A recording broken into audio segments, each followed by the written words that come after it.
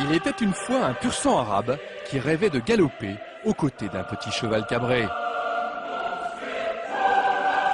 De Maranello à la Médina, il n'y a parfois qu'un pas que la Fulgura a franchi en l'espace de quelques mois. Imaginée, conçue et fabriquée du côté de Casablanca, la première GT marocaine ne tient pas du mirage, hormis son fuselage.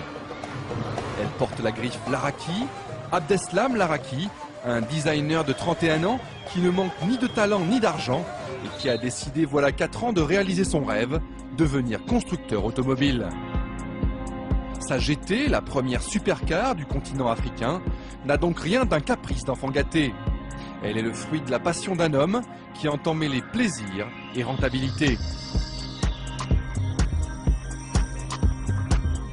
Le projet Fulgura est né concrètement en 2000. Donc on a créé un premier modèle qu'on a exposé au Salon de Genève en 2002.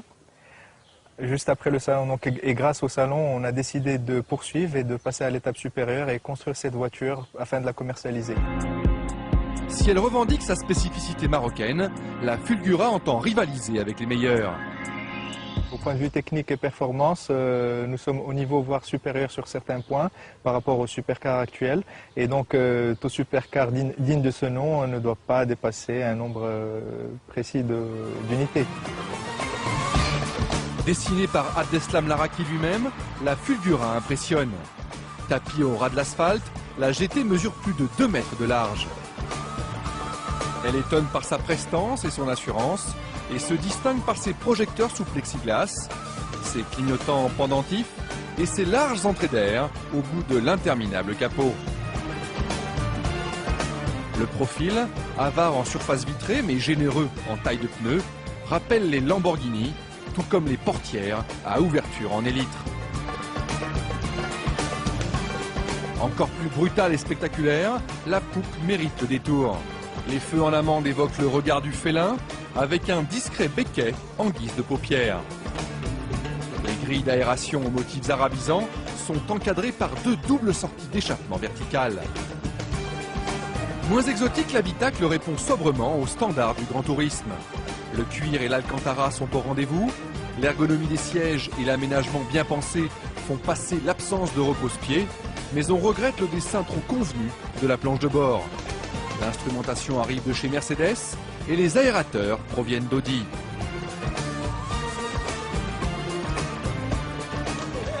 Le moteur lui aussi est made in Outre-Rhin, mais franchement personne ne s'en plaindra. Ce V8 5 litres 4 compresseur porte l'estampille AMG, le célèbre préparateur de Mercedes. Doté d'un kit Brabus, il développe 570 chevaux en attendant une version V12 biturbo de 660 chevaux.